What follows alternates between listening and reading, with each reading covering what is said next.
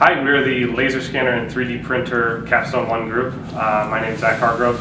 Thomas Harari. I'm Aziz Al-Ghamdi. Scott Leachstrand. So most Capstone projects were designing like a full part or machine that's going to accomplish a task, and unlike that, ours is much more of a research and development oriented project. So the main goal of our project was to take the NextEngine 3D laser scanner and the Mojo 3D printers that are both in the EPS 134 and fully understand them, learn how to do them, because most of the MSU staff doesn't really know how to use them well enough. So we decided to run qualification experiments on both of them, the scanner and the 3D printer, and develop kind of extensive user guides and tutorials for people so they could be implemented into either curriculum or just using for the university. In order to fully determine how accurate the Mojo 3D printer is, we used multiple different test parts with exact dimensions that we printed and then measured afterwards in order to really see those dimensions. Here is one example. This is one that we found online that someone has already made, but it has a lot of different features, and it has everything is down to the exactly 1 millimeter, so you have very exact dimensions to measure. This flat base tests for warping with the printer, so the printer typically will have a harder time printing a smaller, flatter piece. So by having this flat base, we can make sure that it is flat, and this does sit flat on a table, so it definitely is working well. Also, these shapes here are 10 millimeters and 8 millimeters. We have vertical ones and horizontal ones, as well as these little spheres here that also will test the printer. This boat, which is known as 3D Benchy, is one of our other test parts that we use to really challenge the printer and see what it can do. It has a lot of challenging geometric features that are meant to really make it tough for the printer to actually meet the dimensions that it's supposed to. All of these dimensions are at exact amounts of millimeters, so once again, it's very easy to measure, and it comes with a whole user guide online of how to measure each of these features. One thing that we did learn is a lot of the exterior dimensions on the boat tend to be a little bit larger than they're supposed to be, and a lot of the interior dimensions, such as like this little box here, tend to be smaller. It's really important to make sure that you leave the parts in the washer as long as they need to be, otherwise you will get parts like this that are not fully clear of their support material. In order to fully see how printed parts work together, we decided we needed to print some sort of assembly.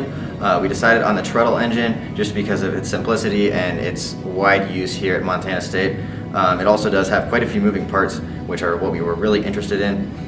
So the main problem we got in the 3D printer, which is the pins, and we get the pins in the washer, and there is a damage happen.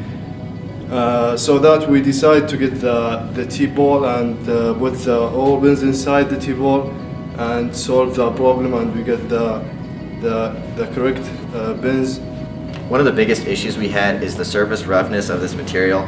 For example, these pins don't actually fit in the hole they're supposed to fit in.